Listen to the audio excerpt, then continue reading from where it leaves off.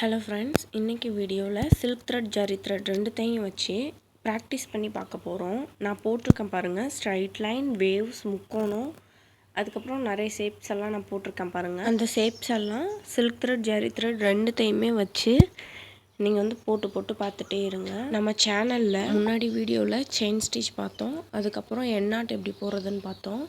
ஊசியில் த்ரெட்டு எப்படி சுற்றுறதுங்கிறத ஷார்ட்ஸ் வீடியோலையும் இருக்குது, லாங் வீடியோவாகவும் போட்டிருக்கிறேன். நீங்கள் அந்த வீடியோஸ் எல்லாம் பார்த்துட்டு இந்த வீடியோ பாருங்கள்.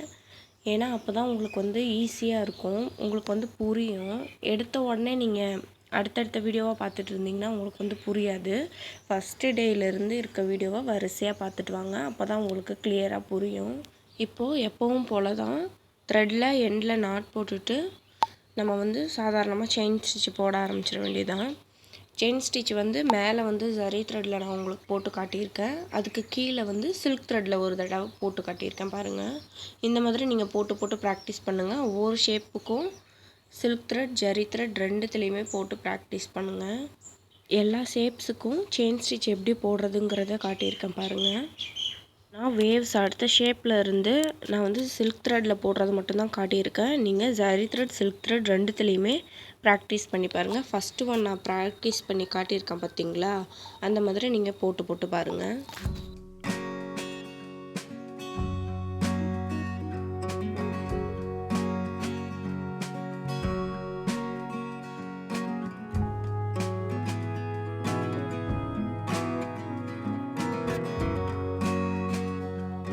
இந்த இடத்துல பாருங்கள், ஷார்ப் எட்ஜஸாக இருக்குது. நம்ம அப்படியே திருப்பக்கூடாது நீடியில். நம்ம எந்த டைரெக்ஷனில் போகிறோமோ அதுக்கு ஆப்போசிட்டில் ஒரு செயின் போட்டுட்டு அதுக்கப்புறமா நீடியில் திருப்பி நீங்கள் போடணும். அப்போ தான் உங்களுக்கு ஷார்ப்பான எட்ஜஸ் கிடைக்கும்.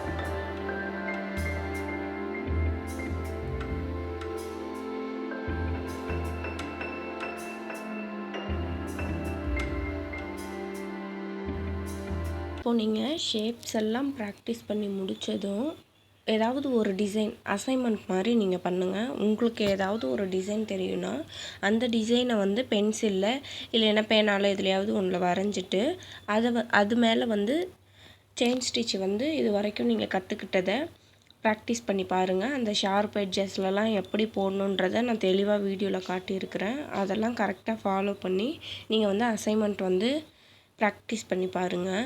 ஏன் இந்த மாதிரி டிசைன்லாம் ப்ராக்டிஸ் பண்ண சொல்கிறேன்னா அப்போ தான் உங்களுக்கு வந்து ப்ளவுஸ்லலாம் போடும்போது உங்களுக்கு இந்த மாதிரி அந்த வளைவு சுழிவு இதெல்லாம் உங்களுக்கு கரெக்டாக வரும். அதுக்காக தான் இந்த மாதிரி ப்ராக்டிஸ் பண்ணி பார்க்குறது. நான் ஒரு பீகாக் மோட்டிஃப் போட்டிருக்கிறேன். நீங்கள் வந்து இது மாதிரி பீகாக் போட்டுக்கலாம். அப்படி இல்லைன்னா ஃப்ளவர் மோட்டிஃப் அந்த மாதிரி ஏதாவது போட்டு ப்ராக்டிஸ் பண்ணி பாருங்கள்.